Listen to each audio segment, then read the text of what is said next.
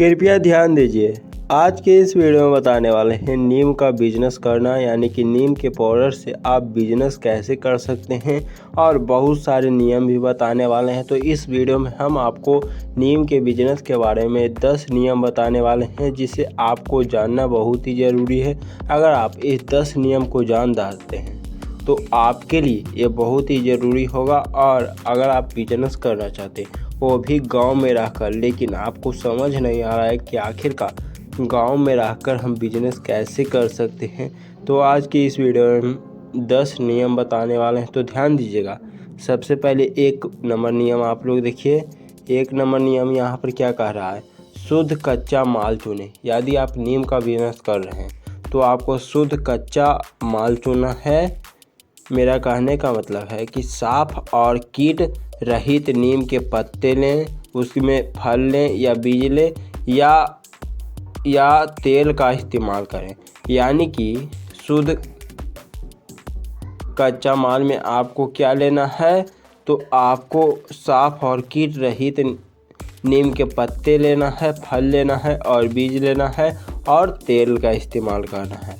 उसके बाद 2 नंबर देखिएगा, लोकल से शुरू करें। यानी कि कहने का मतलब कि अपने गांव या शहर से ग्राहकों को ढूंढें। और क्या इस जो आप नीम का प्रोडक्ट बना रहे हैं उसका बहुत मांग है या कम मांग है, इसे भी आपको ध्यान देना है।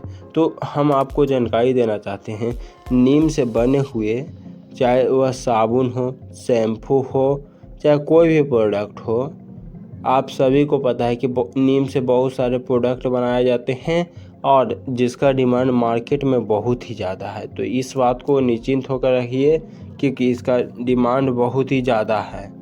तो अगला आप लोग देखिएगा, अगला नियम 3 नंबर, उत्पादों को विविध बनाएं। यानी कि नीम का साबुन बना सकते हैं, नीम का तेल बना सकते हैं, नीम का पाउडर बना सकते हैं, नीम का कीटनाशक बना सकते हैं, नीम का टूथपेस्ट बना सकते हैं, नीम का शैम्पू बना सकते हैं। यानी कि बहुत सारे प्रोडक्ट तैयार होगा। आप चाहे तो इसका, चाहे आप नीम का साबुन बनाए तो एक अपना अलग ब्रांड का नाम रखिए और एक यूनिक स्टार्टअप शुरू कीजिए। उसके बाद 4 नंबर आप लोग देखिए। 4 नंबर क्या है यहाँ पर? कम पूंजी से शुरू करें। यानी कि आपको शुरुआत में ज़्यादा पूंजी भी नहीं लगाना है। पहले घर से ही शुरू करें या छोटे स्तर पर उत्पादन बनाएं, यानी कि प्रोडक्ट बनाएं, ताकि रिस्क आपका कम हो सके। उसके बाद आप लोग अगला देखिएगा। अगला क्या है? 5 नंबर देख लीजिए। पैकेजिंग का खास ध्यान रखें। यानी कि सुंदर टिकाऊ पैकेजिंग से ग्राहकों को भरोसा दें। यानी कि एक ऐसा पैकिंग होना चाहिए जो बिल्कुल ही खास होना चाहिए और सुंदर और टिकाऊ होना चाहिए, जिससे ग्राहक आपके ऊपर ट्रस्ट करे, विश्वास करे।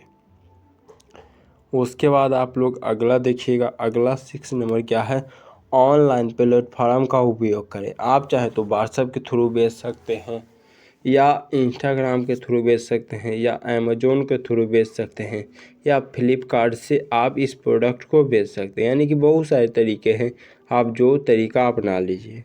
उसके बाद 7 नंबर देखिए, सरकारी स्कीम का लाभ लें। यानी कि जैसे बहुत सारे, अगर आपके पास पैसे नहीं हैं तो आप एमएसएमई या मुद्रा लोन से अपना स्टार्टअप शुरू कर सकते हैं, या स्टार्टअप इंडिया से अपना लोन लेकर फ़िलहाल इस बिज़नेस को शुरू कर सकते हैं।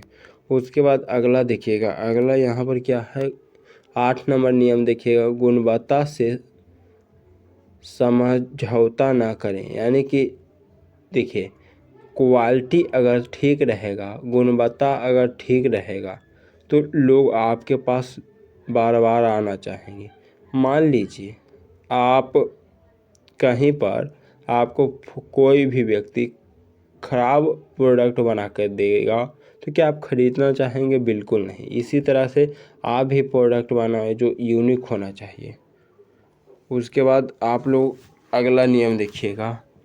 तो अगला नियम क्या है? यहाँ पर ध्यान दीजिएगा। कैपेटिशन को समझें। यानी कंपटीशन क्या क्या होने वाला है, मार्केट में क्या बेचा जा रहा है, इसे भी आपको ध्यान देना है। पैकेजिंग पर भी आपको ध्यान देना है। और लास्ट में बस इतना ही कहना चाहेंगे, आपको लाभ और हानि को भी हिसाब करते रहना, रिकॉर्ड करके रखना है, ताकि मुनाफे का योजना हमेशा बना रहे, हमेशा आपको मुनाफा होता रहे। तो नीम का बिजनेस करना बिल्कुल आसान है, बस आप शुरू कीजिए।